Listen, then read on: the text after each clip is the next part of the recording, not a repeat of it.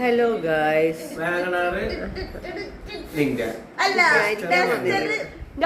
രണ്ട് പെൺപിള്ളേരും കൂടി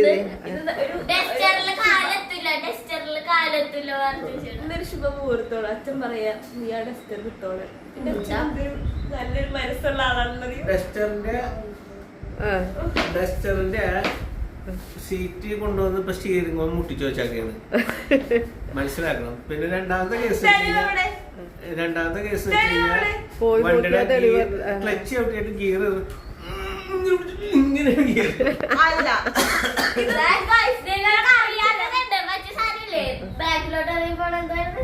മറ്റേ ഹാൻഡ് ബ്രേക്ക്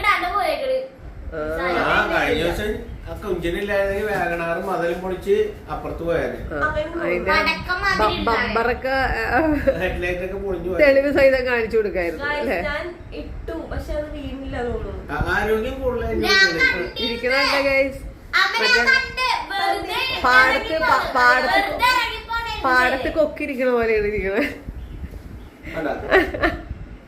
ഇപ്പൊ കണ്ട ഇനിയിപ്പോ കുറച്ച് നേരത്തെ കൊച്ചി ആകെ മൂഡ് ഓഫ് ആകും. കൊച്ചിനെ കുറിച്ച് ഒന്ന് ഇൻസൾട്ട് ചെയ്ത് പറയാൻ പാടില്ല. ഇല്ലാട്ടോ, രജിഷേട്ടൻ ബൂസ്റ്റ് ചെയ്ത് രജിഷേട്ടൻ ഇപ്പൊ എന്തോ ഇൻസൾട്ട് ചെയ്താലും കൊച്ചിനത് വിഷയമില്ലാതെ മാറിയിട്ടുണ്ട്. ഈ കുട്ടി അച്ഛൻ പറഞ്ഞ ചങ്ക് പൊട്ടി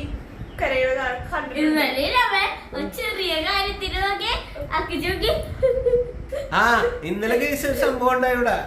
രാവിലെ എല്ലാരോടും കുളിച്ച് റെഡിയാവാൻ കൊച്ചിന്റെ അമ്മ പറഞ്ഞിട്ടുണ്ട്. ഞാൻ ഇവിടുന്ന് ജോലിക്ക് പോയപ്പോ ഞാൻ പറഞ്ഞു കുളിച്ച് റെഡി ആയിട്ടും എനിക്ക് സമയമില്ലായതുകൊണ്ട് മാലയിട്ടിടാൻ പറഞ്ഞു. പാവം കൊച്ച് ഞാൻ പറഞ്ഞത് കേൾക്കാണ്ടും 4 പേര് കൂടി ഞാൻ കഥ പറഞ്ഞിരിക്കണ്. തിരുവാതിരയാണ് അമ്പലത്തിൽ പോകണമെന്ന് പറഞ്ഞ് ഏൽപ്പിച്ചുകൊണ്ട് ഞാൻ കുളിക്കാൻ കയറിയത്. ഞാൻ വരുമ്പോഴേക്കും വേഗം കുളിക്കണം കേട്ടോ എന്ന് പറഞ്ഞു.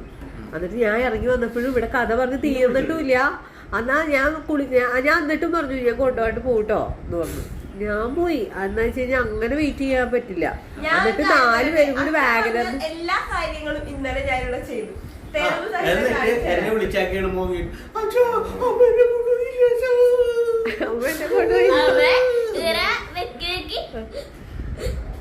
ആ റെക്കോർഡ് എന്റെ ഫോണിലുണ്ടെന്നാണ്. ആ റെക്കോർഡ് വേണമെങ്കിൽ അത് കേൾപ്പിച്ചു തരായിരുന്നു. അന്നാണ് വിളിക്കണത്.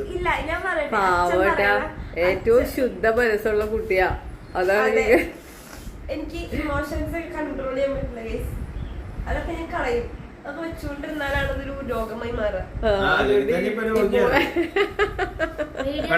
ഇപ്പൊ തന്നെ മുഖം നോക്കൂ.